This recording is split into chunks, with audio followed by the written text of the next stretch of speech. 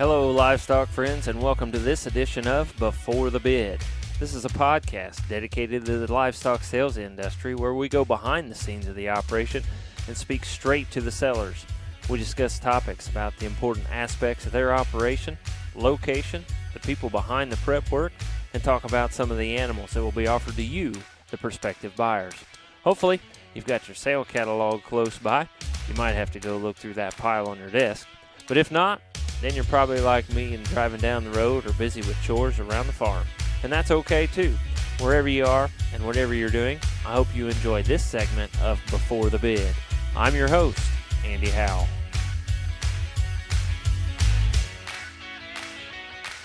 Welcome, livestock friends, to this edition of Before the Bid. And on this one, we came up to West Lafayette, Indiana, and we are in the workout room that was built right here up in the top of the barn here. We got the gym, indoor gym up here, and we're going to meet with one of the biggest Purdue fans that I know, and a guy that doesn't even like red.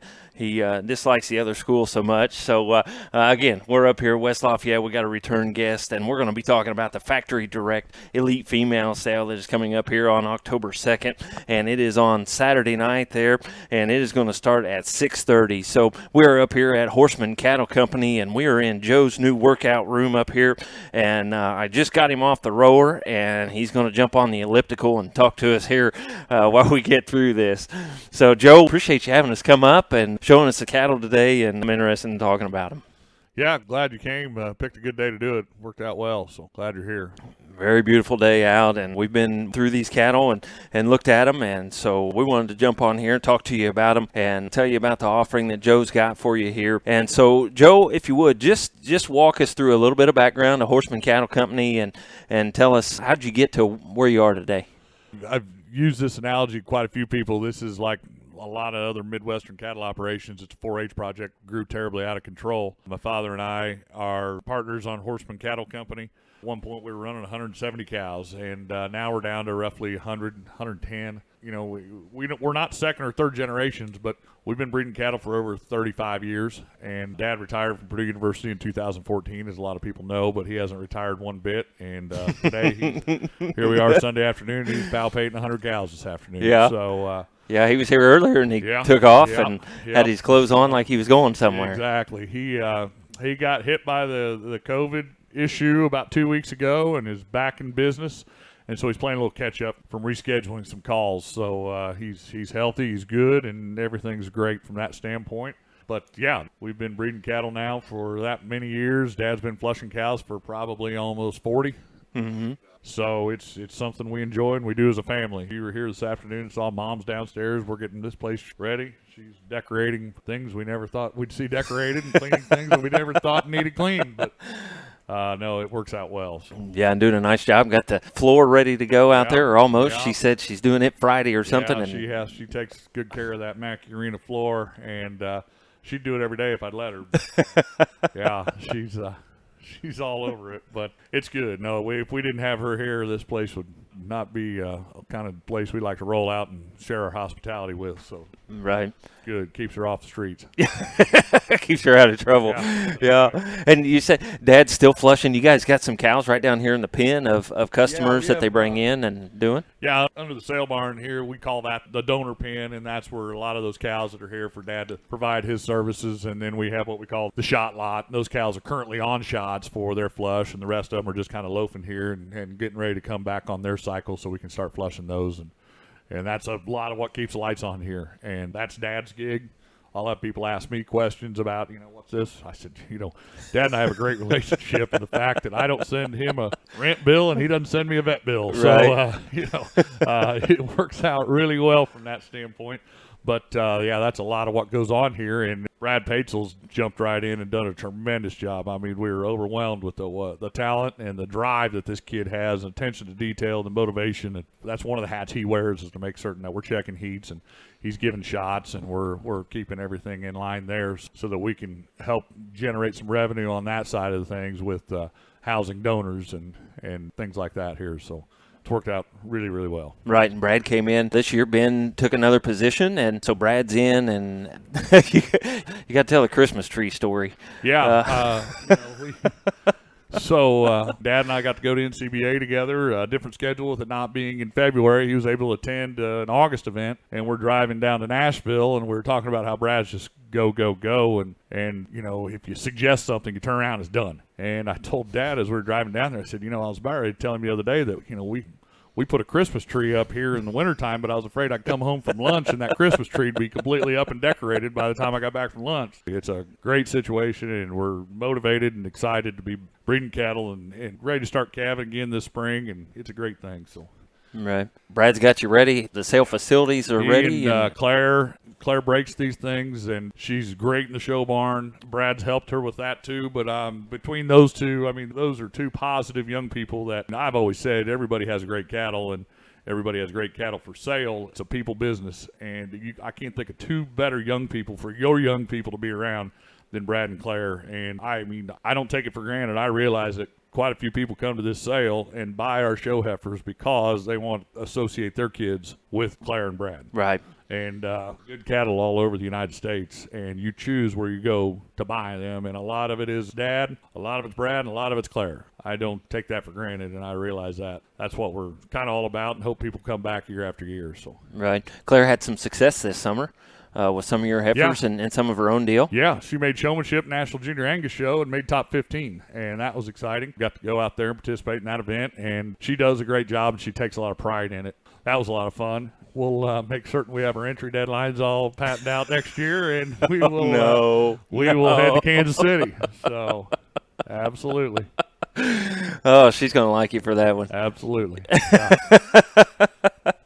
That is kind of the way that goes, but she got bit with that bug this time. Right. She got in the door with her showmanship, and so we went off to Grand Island and had a really good time. So. Right. And just to echo what you say about Claire, man, Allie just got in this deal a little because we purchased a heifer last couple years, and Claire just absolutely took her in. And you know, you see Claire, we went down to Tennessee to the Atlantic Nationals, and you guys had some young people buy some heifers, and she just jumped in there just like she was Aunt Claire. And I got to give you some props too. Joe jumps in there like he's Uncle Joe. So I think everybody would say that's been around you. Yeah, but you guys, the hospitality around here is great. You guys take care of your customers so well and do such a nice job, and I just got to commend you guys on that. I appreciate it. And that's all that Dad is since day one. I always said if you're going to make money in the purebred and seed stock cattle business, you have to do it through repeat customers, and you have to do those little things right to get repeat customers. So it's kind of a culture that he established, and we're trying to continue. And doing a nice job of. So, Joe, why don't you tell us about you've got some marketing partners here in this sale, and correct. If you would talk about those just a little. Yeah, we'll just kind of go in alphabetical order and work our way through. But Dale Grubbs and hosted the Genetic Opportunity Sale for years and did a great job at that, and marketed cattle for a lot of years to a lot of states and a lot of countries, and bred some champions and still does breed outstanding cattle. And so he jumped in and became part of the group last year and has done a great job. Everyone works together. You know, we work on photo day, video day, setting up pins, tearing things down. He and Dad have been longtime friends, so it was a natural fit when he was thinking about phasing out of having that sale that he'd come up, and it's been a lot of fun. We enjoy Dale, and he brings us good cattle, and he knows how this sale business works. Mm-hmm. We don't have to coach him along. He's, I've learned some things from him, and so he's been doing it well. Napper Cattle, got to know, this is our 11th sale. They participated in the first one, and they've become really, really good friends and good clients. And again, it's a people business, but Sean Alexander works for Drew and Tam McGirt. Sean jumps right in here, and he's a huge asset to this. And Drew and Tam have been longtime friends, and so it's just a good fit. And then Woody Nichols and his wife, they only have one donor cow selling in this year's sale, but she's a good one. And Woody jumps right in. You know, like I said, he had one cow to picture and video, and he was here 2 days to help with pictures and videos. So he's not afraid to work and jump in, and with his two girls, they'll be entertaining as always to be here. And, you know, I've known Woody a long time, and his dad and my father are longtime friends, and then his dad and my uncle actually worked in the same buildings for a lot of years when his dad was with Extension. And so there's just a long history there. Like I said, Woody, when I was running Harry's Chocolate Shop, Woody was a doorman, and to this day when he calls, it pops up Woody Harry's. So just a lot of connections there, and it's been a tremendous group, and they're fun to work with, and we look forward to it every year. Right, and we made it up last year. Bought one the year before, made it up last year, and man, you guys put on a heck of a show and do a really, really nice job with this sale. And again, it doesn't just stop at the sale. Right. It comes afterwards, and Absolutely. it comes all year but long. we try to make the sale an event. Right. You know, I always tell this place is not fancy; it's functional. Right. And we try to make it nice and try to make a good event. So. Right. And how many places do you go where pieces of Mackey Arena are in there in the barn on the floor? We've been fortunate enough to host some different groups from all over the country. And, Angus Lead was here, and then we've had some other FFA groups. And we get judging contests and teams through here. And I always ask if there's anyone from the state of North Carolina. And we always get kids that proudly, quickly hold up their hand. And I said, well, I'd like for you to come over here and see what it's like to be on a good basketball floor, because you people in North Carolina seem to think you have that cornered. So. Yeah. That brings me to two topics. You hosted the Angus Lead this summer. If you would, tell us just a bit about that experience. You know, it was tremendous, and I made the comment, we probably got more out of them than they got out of us. And I say that with some humility, because we had 120 young people here, 14 to 21 years old, and they were attentive, they were respectful, they were not on their phones, they asked questions, they engaged. They had a good time. We had the Saturday night. Mm-hmm. We had the dinner here, and the senior board, their farewell address, and then they had a dance, and the buses were to leave at 10 o'clock. And again, they were having a great time. Everyone was doing something, and the buses pulled up at 10 till. And I told my dad and Brad, I said, I bet if we asked these kids to grab their chairs and tables, we rented furniture to host it, I bet if we'd asked them to grab those things, they could give us a little help. At 10 till 10, they made the announcement, said, buses are here. Would you please pick up chairs and tables? We turned around at 10 o'clock. Every single one of those kids had walked through, graciously thanked us for hosting it, and we turned around, and there was not one piece of trash. There was not one chair that wasn't picked up. All the tables were put together. 10 minutes prior to that, they were having a blast, and at 10 o'clock, we turned around, and it looked like nothing happened here. Mm-hmm. I mean, they looked you in the eye, they said thank you, they shook our hands, and got on the bus, and off they went. And even when they were here, they asked great questions. They popped in and out of pens.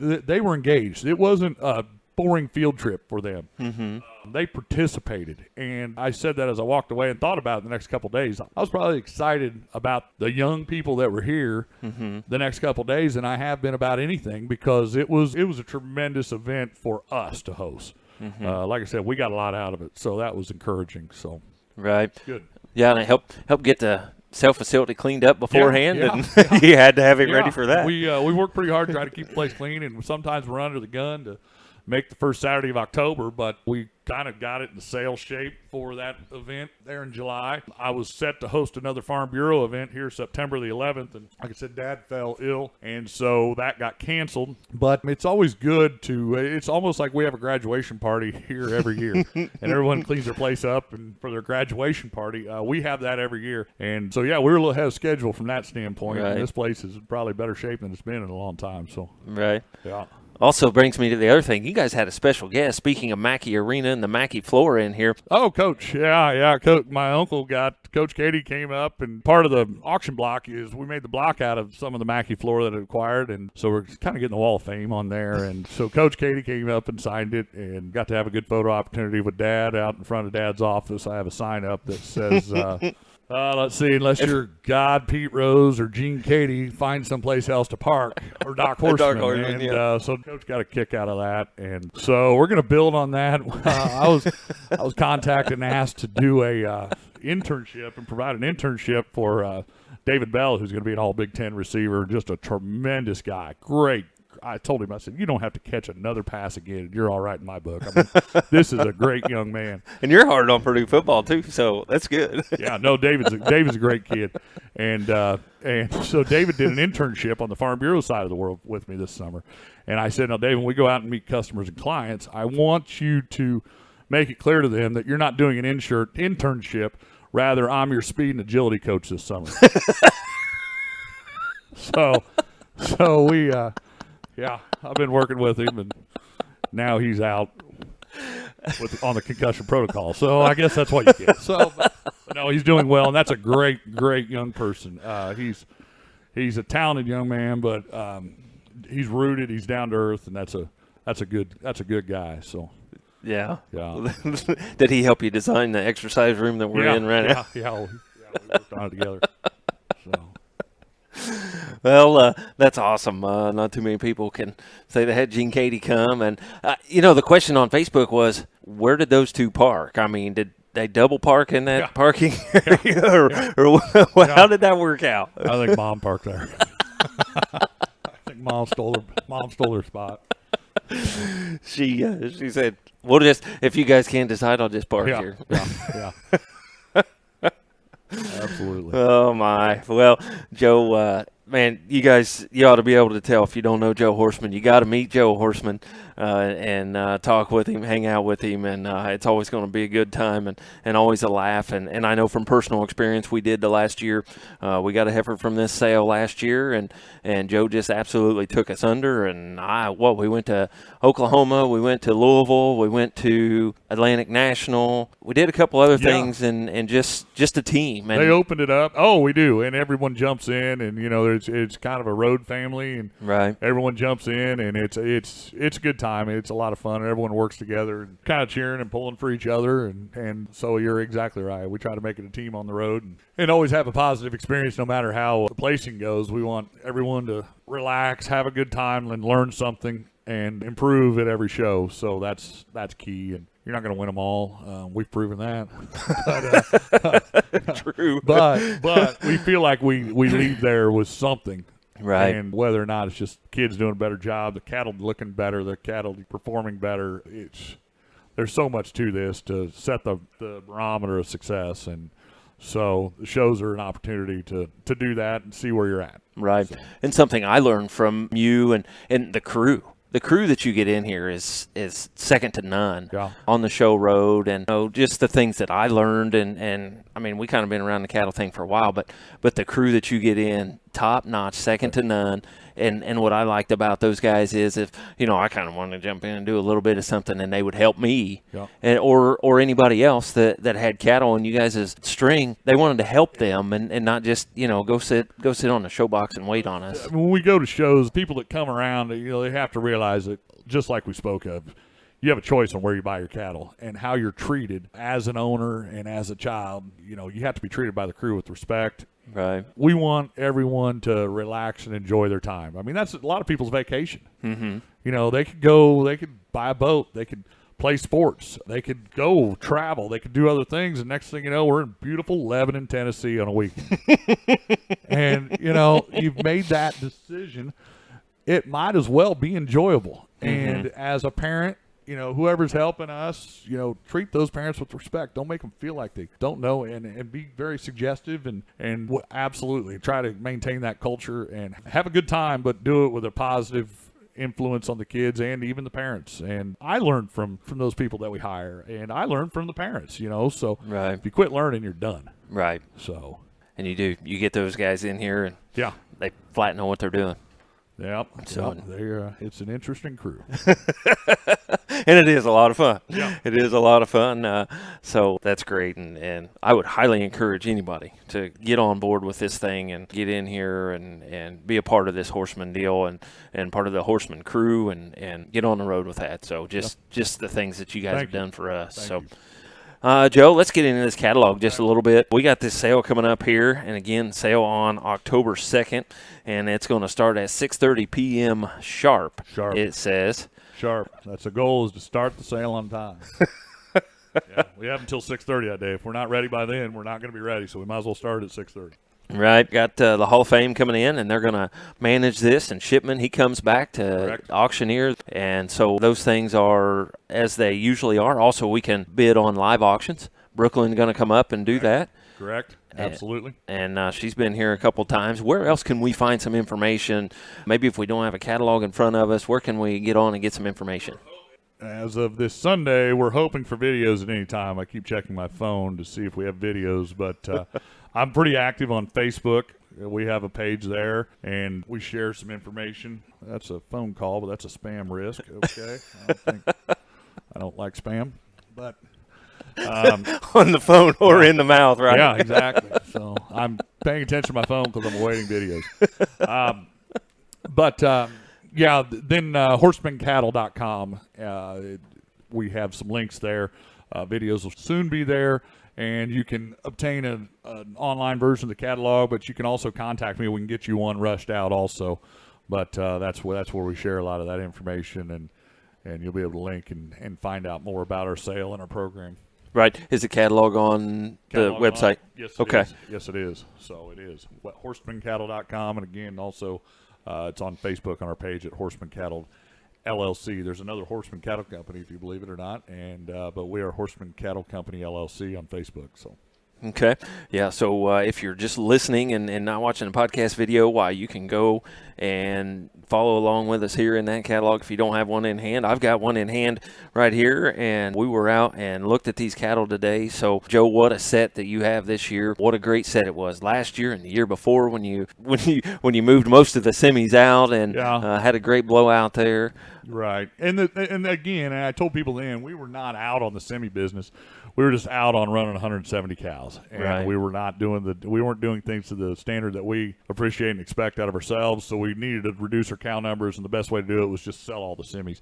And we didn't sell any embryos, and we kept a piece of a couple donors, and so we're somewhat back in the semi. We're probably 70-30 as a cow herd, Angus to semi, and that's kind of where we're going moving forward. And we're going to continue to breed good Simmental cattle and hopefully some of the best Angus cattle too. So right, and you got some good semis to sell that we'll get into here in just a minute. We don't have a ton of them, but they're really good. They're high quality, so excited about that too. So right, well, let's open this book. Start in with this lot one. You got a Sandy. The Sandy family needs no introduction. Right. You know, we've tried to scratch and claw and get some of these better cow families, and you know we've had this Empress thing cornered since we started. And quite a few of the Empresses, but we're trying to diversify a little bit, and we got a hold of this Sandy cow a few years ago out of Kevin Newman's sale, and she's done us a really good job, and she's a cow that's kind of in her peak. We were fortunate enough to flush her a couple times, and she has a really nice heifer calf on that side, so we made her a feature lot in this sale, and we acquired some other Sandy daughters, so we just thought it made sense, and so yeah, we're offering her up. She's bred to Cadillac Ranch with sexed heifer semen and due there in April. And then she comes to us with a nice heifer calf, really, really nice young calf into May heifer out of the Illusionists, which is a special effects son on the Satry program. And we really like that heifer. She's cool. And that's a good way to start the sale. Right. I've got her marked as well. When we flip the page, we go to the lot 2s. Came into some breds, and we were fortunate enough to come up with 5 of these Sandy daughters last year, and we're going to offer 2 of them as breds. And this Illusionist she's good. She's really nice. She's halter broke. She's due to Stack Chips, and as you got to see today, and you remember Stack Chips when we campaigned him and had some success with that bull, he's breeding really, really well. That bull, they're going close to term. You know, we had the discussion. They become calving ease because they calve early, and if they calve 14 days early in a snowdrift, and they weigh 58 pounds, and they die, they'll never weigh 59 pounds, and you'll never sell them. So this calving ease thing it's a great thing. However, from a management side, when you're calving first calf heifers and you don't know what they look like when they calve because it's their first calf and you didn't have them up and we have some inclement weather or a front comes through. Right.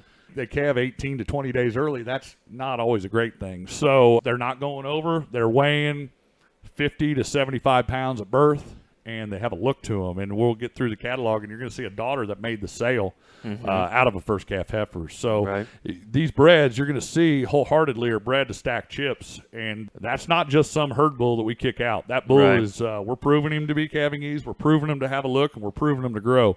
One of the best testaments on that bull is one of our stoutest steer calves this year was out of a Hereford first calf heifer in Stack Chips. And that Baldy bull calf was big and stout and weaned off. And, you know, we sold that feeder calf the other day, weighed over 800 pounds out of a first calf heifer. And had a look about him. And, you know, I'm bragging about a Hereford Angus steer. But when we're making breeding decisions, they have to grow, they have to have a look. And as we discussed earlier as we were doing our little pasture tour, this isn't a calving ease bull in the sense that that's all they do. He's siring a look, they have show ring qualities, and they'll grow. I think oftentimes we get hung up on that calving ease bull issue, and that's all they are. That's their function. Right. This bull is going to work elsewhere too. So you're going to see heavy use of stacked chips through that on the bred heifers, and it always helps when you have Dad breeding them. So I showed you a bull today as we were driving by, and I said, yeah, that was our yearling cleanup bull that we're going to use on heifers, and I think Dad got 14 of 15 heifers stuck AI on the first time. So that bull's fat and bored. Right. So right. Unemployed. Yeah. Right. Exactly. So then we have 24 karat. We all know that the craze and the demand for those 24 karat cattle, and that's another good bred heifer that we're going to roll right into. And then we made a selection and bought a full sister in blood to Pendleton there last year, and Colin Dietzman partnered with us on that one. Had success with that heifer, had a really good time with that heifer, and we're going to offer a flush on that cow. And you'll see the terms in the catalog, and she's here. She's due to calve right around sale time. So that flush will be made available 60 days after the sale, and you can read the terms and conditions there. But she looks good. She was haired up in the picture, and you got to see her shortly after she was third overall at the 2021 Cattle Bonanza. The Dietzman family's done a great job managing that one, and so you can see her there with hair, and then you'll see her on sale day without it, and she still looks good. So we peeled her back, and she was good under all the bark too, so she looks good. And that is the lot 3 that's going to sell that way. Correct. So the lot 4, we find an Empress Cow. Right. Yeah, 307A. She has a long history at this farm, and you can see a lot of supporting photos. The 415's kind of done everything for us here. This is a well-known 415 daughter. We sold her last year in the sale as lot 2. And our friends and neighbors at Gregory Farms, and then Gary Woods and his family and his brother John. I mean, Gary's like a second dad to me and a longtime friend and no stranger to the Angus business. That's what people don't realize. That Woodsy's old enough now. He's been retired long enough. They forgot he had Angus cattle way back when. So,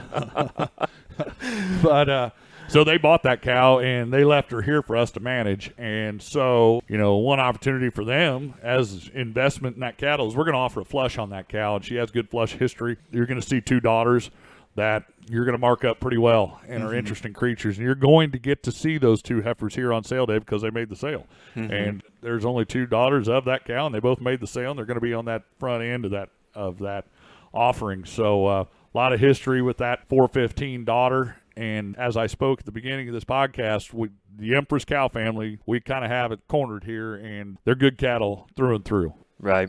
We've been very fortunate to tie into that cow family at the Wagner dispersal. Right. A long, long time ago. That's been a day or two ago. Yeah, absolutely. Yeah. And Woodsy, just another one of those examples of guys you get to meet when you run with the Horstmans. Yeah. What a great guy. He was a big part of our Tennessee tour. We'll leave it at that. Yeah, let's leave it there. But very enjoyable and just a great guy. So yeah, and talk about those daughters of the 307. Here they are, it's the 4A and the 4B, and we got a lot of marks on these as we went through them. The A heifers, she's what you'd expect out of Blacklist. She's powerful. She's big featured. She's big footed. She's big boned. She's just a powerhouse. And if you go through and mark that one up and don't have something in there about her power and her stoutness and her bone composition, I don't think you saw her. I think you missed her. A really good, complete, high-quality heifer's 4B. That No Limit daughter, she's good, and she carries a lot of capacity. She has a look about her. She's going to be one of those top-end heifers that everyone's going to kind of gravitate to just because of her high quality. Right. So, and then, like I said, we move over to the direct 415 daughters, and you need to have the faith in 415 and know and understand how those are going to feed and how they're going to move forward. The 5 heifer is good. She's very green. Her recip mother probably wasn't the best, but she's getting there every single day, and she has a ton of future to her, and I like that heifer off well. She's obviously bred well. And then the 5A heifer, she probably most resembles that Lot 1 heifer from last year that our friends, the Chronics, tied into, and that heifer is probably our most improved, and she's getting there, and tremendous future in front of her, and the different opportunities to breed a heifer like that going forward as a cow after a show career, they're limitless, absolutely limitless. So right, she's got it behind her, and all you got to do is go where you want with her. Just add feed and water. Right. Just add feed and water. Right. Get a bigger mailbox. Yeah. Checks are rolling. There you go. Yeah. We've got some more Empress here in the lot 6 and 6A. Yeah, Robert New is a friend and neighbor. He came in and bought the 714E when we offered half interest in her as a bred heifer. and we flushed that cow for a few years, and we're ready to offer her up. She's done us a great job. We were selling one of her daughters by Turning Point as a bred heifer, bred to stack chips. But then the 714E herself, she is a full sister to she will soon to be immortal for Chronix, the Emmy cow. And Chronix did quite a bit of winning, quite a bit of campaigning with Emmy. Emmy's here. She's being flushed. She has a daughter herself. 708E was a past sale topper and a full sister to this 714 Lot 6. So she's no accident. And the cow herself is good. And she is due 3-3 to blacklist. So that'll carry that power that we're all looking at as we move forward to Lot 7. That's where you're going to see Lot 6's full sister in production, Emmy's daughter by Turning Point. And she's really nice, and she'll turn some heads, and the people that follow our program recognize and accept that pedigree and that cow family, and they mark her up pretty heavy. Right, they do. I got quite a few marks on her myself. Yep, absolutely. The Lot 8. What do you know about her? Well, I know a little bit about her.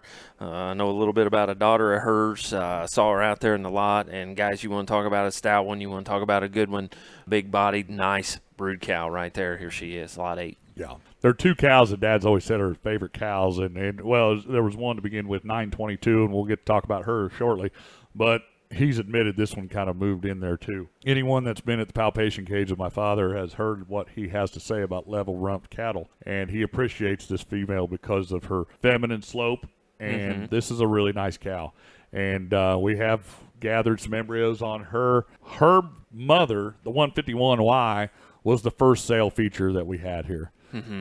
Kyle Conley came in here and bought her for one of his customers 11 years ago. It's a lookout out of 415. And then I was fortunate enough to be able to acquire that one's daughter through his sale later on. And that cow's done a tremendous job for us. And you all selected her express daughter last year and campaigned her, and we had some success and some fun with her. And we're getting ready to get her back into the show barn, as you saw her out today, out running with cows and such. And so that cow's produced. She's produced heifers that have made this sale. And you can see there also our friend that we spoke of, Gary Woods, bought the 914G over there, and he owns her. And she just raised a really nice steer calf by Stack Chips. That calf is headed to Nebraska as a show steer for a family. And so they produce show ring cattle with show ring look, but they do so where a theriogenealogist likes a cow too and doesn't cuss when he's palpating her. So there's a lot of people listening to this that have been with my father at the palpation cage. They'll know exactly what I'm talking about. So if they can get by docs, they're good. Right. Yeah. Right. He's had his arm in a few of them. Even as we're doing this podcast and we're having fun, he's palpating 100 cows on a Sunday afternoon. I like the sign. We'll have to get a picture of the sign in there in his office. Absolutely, yeah. Doc Horstman at your cervix. There you go. Yeah. I forget. Okay, we'll do that. Doc Horstman at your cervix.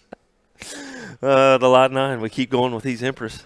Yeah, that's a full sib to Secret Society. And you'll see this heifer and understand what I'm saying. There's a lot of quality here. Going to be a tremendous 2-year-old. And 464B, her mother, you picked her out as we were doing our little pasture visit, and just powerful.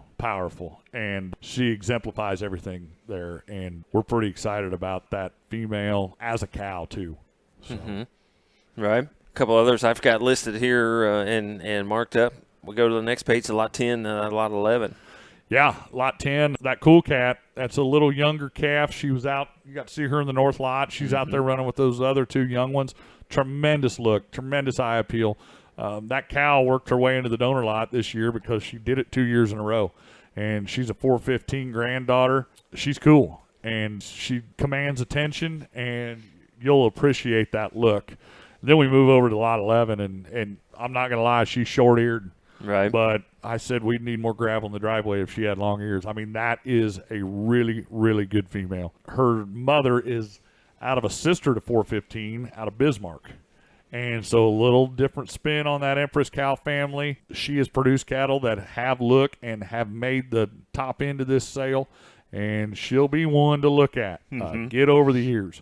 Right. Because, I mean, this one's really good. Right. So, yeah, I like that female quite a bit. I don't know how many times we were out there and they got to moving around and we were out there looking at them and you're like, who's that? Keep coming back to her. That's her. She's powerful, and she's good looking, and she's hairy, and, yeah, she just can't wear glasses. LASIK.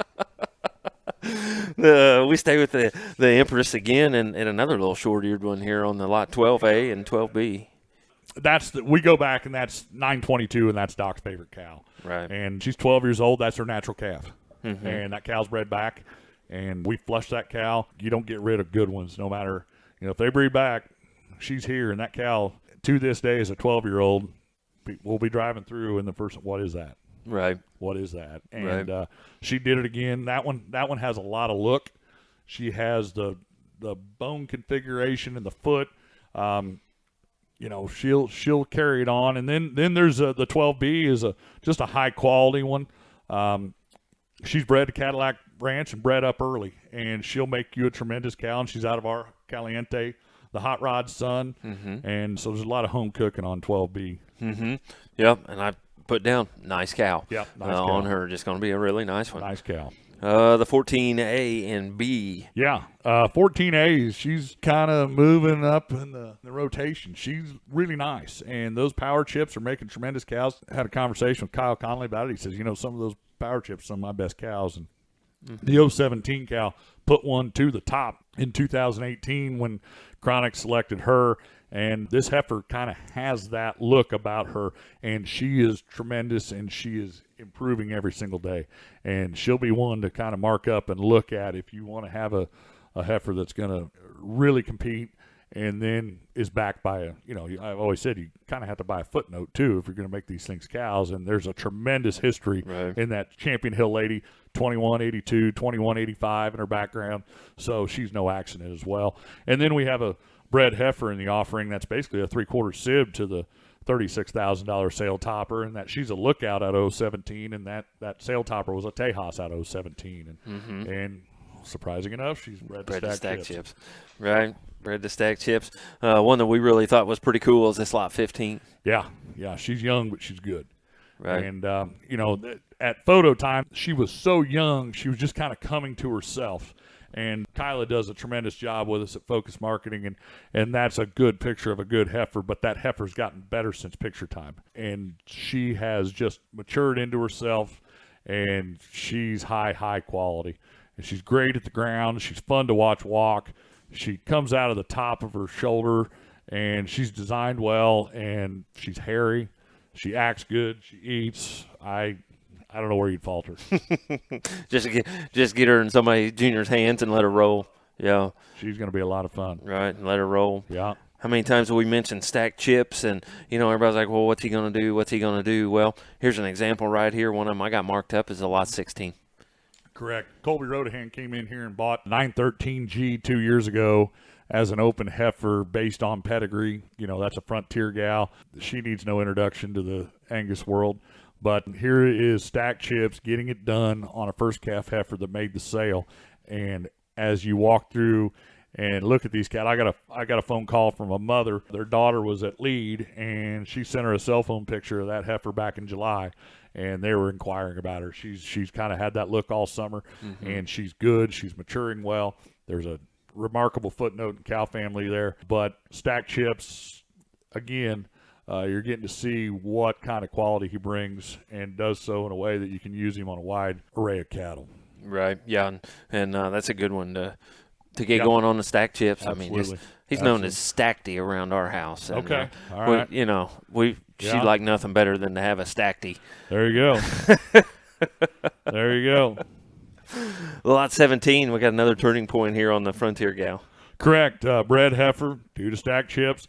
But backed by the Frontier Gal family, and Claire showed her mother and won her class at the National Junior Angus Show in Louisville this last go around, that it was there. And we like this female. She probably could have used a show halter. I mean, we probably could have shown this heifer, and we're just offering as a bred. But really, really nice female. We're all familiar with Turning Point. We're all familiar with the breeding on that cow, and there's a great opportunity to buy a young one that's going to produce. Mm-hmm. We go to a few more bred females here in the 18 and 19. Correct. Yeah, the 18, she is going to come with a heifer calf by Turning Point. That heifer calved already and is doing a tremendous job as a mother. That cow, that 6208, that Blackbird, is stacked by a past national champion. And she was the top-selling heifer at a Kyle Conley sale in 2018. We bought that heifer, and she's done a tremendous job for us, and this one will fit that bill quite well. And then we go over to the 19, the Patricia cow family. Kevin Newman's done a great job for him. And 988G is a good-looking cow, good uddered, express daughter, and moving forward, probably we're going to regret selling her, but we kind of have to keep people coming back. Right.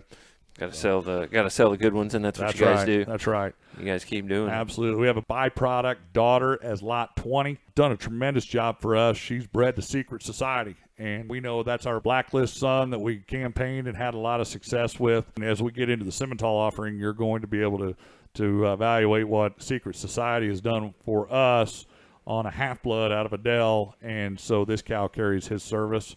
And then 927G, that's a big 2-year-old, and she's a blue-chip daughter. We sold a sister to her for $10,000 4 or 5 years ago in that sale, and she is really, really nice, and she has a ton of capacity, and she has a lot of grow, quiet. She'll work. She'll work. Lot 22, we get into some of these semis here, and one that these girls picked out there, and we kind of went back and forth on which one of these we like. That was fun to watch that set of reasons. There was a Howe family argument on, but the Lolas have done well, and Tony Drock and his family came in and bought half of 314A and come in, and we're going to market this heifer with him in the sale, and she's powerful. And she's backed by a tremendous cow family.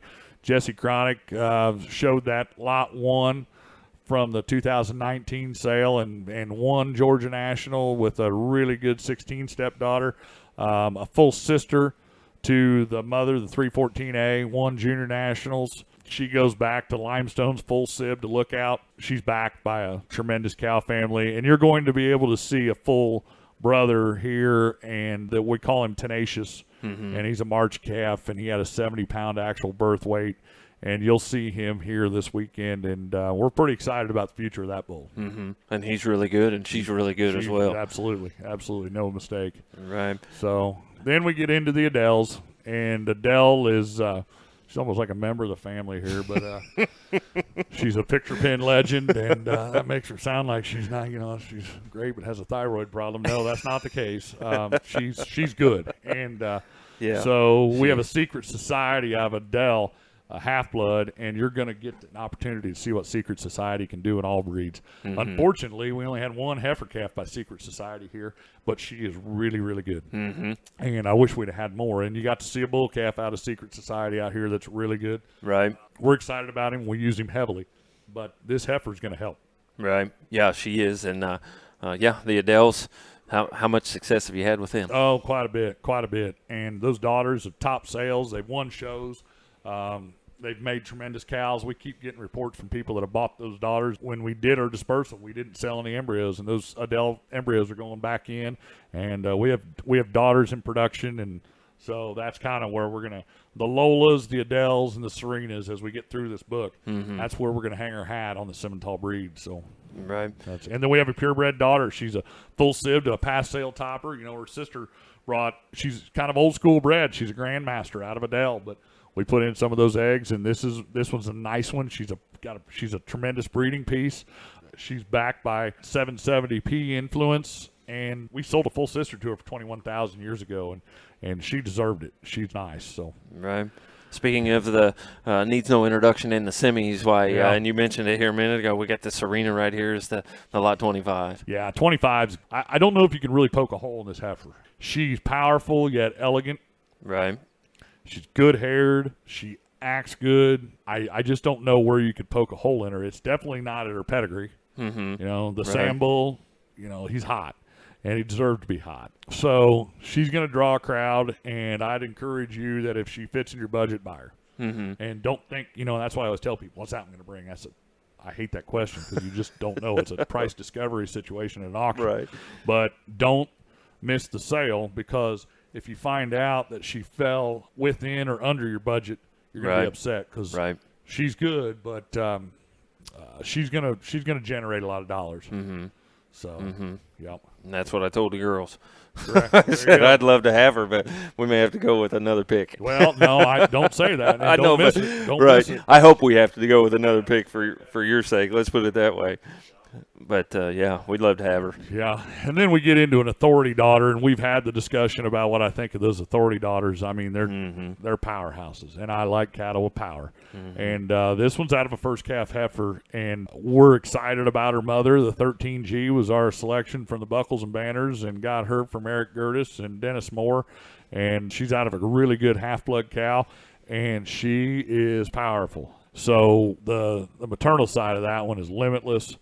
And then we get into another half-blood by authority, a little more angular, a little sharper maybe, but she's backed by the top-line lady, and it goes back to the Gamble's Lady cow herd and goes right back into the 703 cow, so pedigree's impeccable there. And then we have a really nice bottom-line daughter. The 411B cow here was a purebred Angus cow that did a tremendous job, and just year after year brought us a heavy calf and brought us a heifer that made the sale, or a bull that mashed the scales.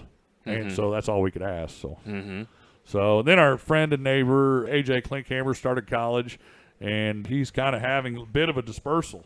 And so he's acquired some really good females over the years through his 4-H projects and such. And we started out and bought AJ this heifer years ago from Hunters. And this 530, lot 29, this 530, you got to see her out there. She's big. She's powerful. She's raised heifers that he's shown. She's raised heifers that have made the sale. She's bred to Secret Society. Look forward to seeing that calf. And then you'll get to see what she's done in the past, and the fact that 29A is her daughter. Right. And that's out of a first-class son, the Womack Ace Bull. And that heifer is show broke. That heifer is in training under Adele. She's doing an internship in the picture pen. If that that one's that tame, and that one's that broke. But she's powerful, and bred to stack chips. Due to calve a little later, but that'll be good for the guys that want to go to Florida all winter. Right. Get the sand out of their Crocs and start calving cows. Now, this is the one that he showed a little bit this summer, right? Absolutely, yeah, and had some success with. And so she was, I think she was third in her class at Louisville. And no, she's good, and you'll mark her up. She has a look about her. She is a powerful female. So. Right. Yeah, and then AJ years ago bought a few years ago. She's not that old. She's only 6, but that's an Empress half blood. That's a wheelman.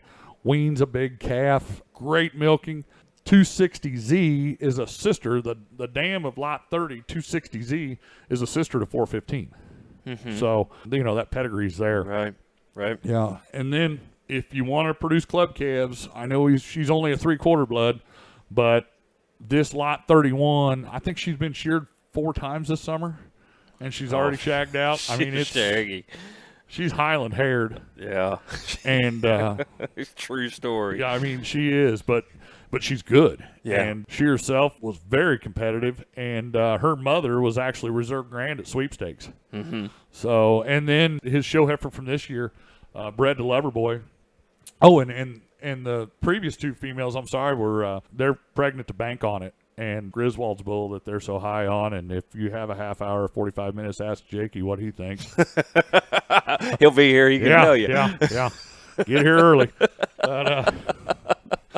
But then to follow up AJ's offering, his percentage heifer that he acquired out of Eric Gertis' sale, she's really nice. And again, she's show broke. She's bred up to Loverboy, which is a very popular sire on the Simmental side right now, and you'll be happy with that female. And then Grubby did it again. He brought us a really, really nice set of bred cows. Boy, he did. He did. And they act good. They pictured well. They're good cattle. And they're bred to high-quality bulls. We're beating a dead horse when we talk about the high quality at Grubbs Farms, but, I mean, he's done it for generations, and, boy, these cattle fit the bill. I love being in the picture pen because he'd bring them out there, and I just, what's this? And it just continued all day, and they were good. So do not hesitate to reach out and ask him more questions about these, and he'll be available around. And then we transition into Napper's, and Napper's lead heifer, she was purchased right here. And they bought this heifer last year. She was second in her class at Hoosier Beef Congress. That's a purebred heifer that everybody kind of clamored to that we bred. And I'm not going to kid you, she just didn't want to be a show heifer. And they bought her for Glennis to have as a show heifer, and she just didn't want to be. She never settled down. She'd do some stupid. This is a tame cow. This cow does not jump. This cow does not run. This cow does not kick. She just didn't want to be a show cow. Right. And some of them are that way. Right. And so they're bringing her back and offering her as a bred. She's bred to gold mine. And I've had conversations with Jim Bloomberg, asking what he thinks of those gold mines when they become 3- and 4-year-olds. And I put gold mine semen in online sales, and he's just reached up and bought it. So there's a heck of an opportunity here. And nappers are not cutting this one off. They just wanted their daughter to have a good show heifer, and they're going to try to allow somebody else to enjoy this one as a cow. So buy with confidence. This was a tremendous purebred heifer. And I've had some people call and say, what's the deal on her? I said, she just didn't want to be a show cow. Right. And they're looking for another show cow. And so we gave them the opportunity, and we're going to market that one. And she is really, really good. Yeah. And she deserves to be up front in that lineup because she proved it last year as an open heifer, and she came back to us as a bred. And do not worry one bit about disposition on this one. She's quiet. We've all been around it. She did not want to be a show heifer. Right. Yeah, we've been there. Yeah, exactly. But she's good, and I'd mark her heavily. So, and then they come in here, and we have a maintainer. This thing has a really good maternal look, and she's due up early, and I really like this heifer when they brought her up here for pictures, and she's here. Those 3 are here at the farm if you get here this week, and she'll turn your head every time you go out to the pasture. And then they come back to us with a 7-year-old that has done them a tremendous job, and they brag on this cow, and you'll see her, the 446. Cow's due up early, January to Synergy. You're going to appreciate this female as well. And then we go back to the knockout of Woody's, and Woody is pretty high on this cow, and he's flushed this cow, and he's ready to let you have an opportunity. The knockout that leads into the Serena cow family, I mean, you're under a rock if you haven't heard anything about it. This cow is massive, and this cow has tree trunk legs, and she has just saucers for feet, and has a maternal feminine look. Right. And she's due to style. So what could that half-blood do Right. going forward? So it's a great offering, and we're looking forward to working with a whole new set of people and some old customers as well. Right. Yeah, and you guys do what a great offering that is, and like I say, we've been in here firsthand and looked at them, and you got them they're sale ready, but they're not. What I appreciate is they're not over sale ready. They're ready to go, and this isn't going to be their best day. Right. And we try to make certain that that's the case for the first time, and honestly, we had a set of about 6 or 7 of them. We kind of slowed down a little bit because we thought, they did well all summer. We had tremendous rainfall. We had good milking cows. We had grass. And so we actually, for the first time in our 11 years, we had to slow a group of these down because one thing is Doc he doesn't want us to ruin them. Right. And Brad and Claire have done such a good job around here. And if you have the skill set of my dad and Brad and Claire, anything's possible. I just stay out of the way. I do the podcast, register these things.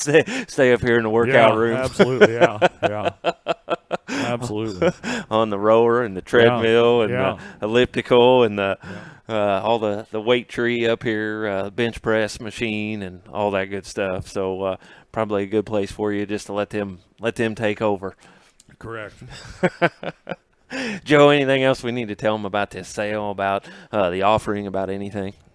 No, I just, like I said, I encourage people to come engage and ask questions, and don't think for a minute that these things all sell high. We've been fortunate enough to sell a few for a nice trade, but don't think for a minute, I get those phone calls out, man, I wish I'd have known that one, or, it's open to the public. Right. It's open to the public. True. True. We always get those people afterwards. They say, oh, man, I just thought they'd go so high. And I've had people in the past that have said, oh, we can't buy one. We sell some really, really good females for a respectable price. Right. And we realize that things are tough everywhere, and it's an investment. We're going to help you get them bred. Right. We're going to help you get them shown. Yes. We're going to do everything we can afterwards. It's not – October the 2nd is just the beginning. Right. When that last one sells, it's just the beginning. This event and this sale, the sale's October the 2nd and October the 3rd, we're already working on the next one. Right. And really and honestly, what I figured out early in this is, again, our 11th sale, I'm worried about the next 2 or 3 sales. Right. Because you just kind of have to be. The most basic statement I've ever heard, and a lot of people put it in, this is our best set yet. Right. Isn't that kind of how genetics work? Aren't you supposed to be trying to improve? So. I had some girls comment on it the other day on a couple of them. They're like, why do they always say that? Yeah, why is it? Yeah, it's our best set yet. Yeah. Right. Kind of the world of genetics. Right. And they are. I mean, they are. Honestly, yeah, they are. Absolutely. They should be. They absolutely should be. Yeah, but you guys do a good job. I appreciate keep improving every year. They all do a good job. It's not me. I'll prove it. You're in charge of selling Farm Bureau insurance and yeah, absolutely, and making sure everything's taken care of. Correct. Right. Joe, again, appreciate it, man. I appreciate you hosting us today. We've been here a while. We need to get out of here and let you get to doing something else. We have the place rented from the bank until midnight. We'll go down and see if there's any football or basketball on as we sit on Mackey floor down there. And so hang out a little while. But, man, appreciate it. Appreciate and, again, this isn't really a personal thing. It is a personal thing for us, but it's just a statement on what you guys do. We purchased one through Dwayne Stevens the first year. You were just more than welcoming to us, anything we needed. And then, last year we did, and we were on the road with you. Yeah. And so just if I can tell these guys anything, this is a crew that you want to get into. Yeah. Get in here with Uncle Joe and Aunt Claire and Brad and all the crew that am I right, Betty? I mean, that's just the way it is. And just get in with this crew, and it's just a great place to be. I was fortunate enough to be raised by a set of great parents, and, I played ball for my dad all the way through, and you're always learning, and it's what I try to do. I coached for a few years. I try to bring some of that back out when I'm working with young people. It's always interesting. People come here, and they spend their hard-earned dollars, and you're trying to coach them, and it's a very delicate dance. Right. But, and I learn from them. Every place we go, I'm always trying to learn something. Mm-hmm. And I learn from our customers, and I learn from the kids. And like I said, the cattle are secondary. It's a relationship business, and we're raising more than cattle. Right. It's been easy. You guys picked out, you bought an Adele and you bought an Empress. We're trying to do it right. Yeah. You bought an Adele and you bought an Empress. But there are other cow families here. But, no, you all have been wonderful to work with. And Addie, I like to give her a little rough time, too. And Uncle Joe with Allie. And that's do a great job with her. And we appreciate it. And I'd send her with you wherever we need to go. Absolutely. So her heifer was Addie. Yeah, I got that. And she was feeding that heifer. We're trying to control that heifer's intake, and she's feeding her suckers. Allie was feeding Addie suckers. So we had to have a little discussion. And saltines. Yeah. We're limiting her diet on one end, and we're sneaking her snacks on the other. Is one step forward, 2 steps back. Right. Heifer was a diabetic by the time she got done with her. But, again, the kind of cattle you can get out of here. I mean, those cattle that go home and the kids love them. Right. And just – and if they don't, and like I said, I mean, with Nappers, that's a tremendous female. Right. And she's a tremendous cow, but they bought her to be a show heifer, and they're going to come in here and try to buy another show heifer, and we're going to help them move that as a bred. And we've had some phone calls on that. She's high quality. Right. And I'd own her. Right. I'd own her. She is, I mean, she's quiet as a cow. Mm-hmm. And, but we're going to make certain that they're happy. And that's what we do. And we make certain that you're happy with your purchase. And Drew and Tam will tell you the same story, so will Sean. So buy with confidence on that lot because she's really good. Right. Really good. Right. Well, Joe, again, appreciate it. Absolutely. We'll let you go. We'll get downstairs and do a little something else and let you show some cattle to some other guys. But, again, appreciate you letting us come up. Appreciate you taking the time to do the podcast with us again. Glad to. Thanks for doing this. I've had people ask me about this podcast, and I've told them, I said, it's a great tool, and you guys your subscriptions are going up, and your network is building all the time, but it's easy. I mean, we're sitting here just having a conversation, and I would encourage other people with sales to use this forum, and you present a file to us that we can sit and have a conversation. Right. And it's not a bunch of junk footnotes that, you can actually have a conversation with the producer. And, so I would encourage you to, if you have a sale or need to market some of these animals, take time to sit and talk with Andy and Betty will clean it up and make it sound smart. As long as Andy doesn't send the wrong one out. Yeah. She'll clean it up. So, Yeah. hey, and I even got one from Neil when we were That's down in good. Tennessee. Absolutely. We were talking to him. Hey, Neil, here's what we can do. Guys like Neil Thompson and myself, we need to do a lot of this because we have a face for radio. And so we don't Especially need, Neil. Zoom calls, they don't help us. We don't need cameras. We don't need photos. Yeah, we have a face for radio. So the podcast world is probably where we need to sit. So, yeah, Gramps. Do a great job of it. Yeah. So, man, Joe, appreciate it. Glad to. Thank you. All right, thank you. And we want to thank you for listening to another edition of Before the Bid podcast. Thank you for tuning in to this edition of Before the Bid. For more information and to learn more about upcoming podcasts and sales, visit us at beforethebid.podbean.com or Facebook, Twitter, YouTube, and Instagram pages. For information on being a guest on Before the Bid, please email us at beforethebid@gmail.com or one of our social media pages. Remember, that's beforethebid@gmail.com. Happy sales to you, and we will talk to you next time on Before the Bid.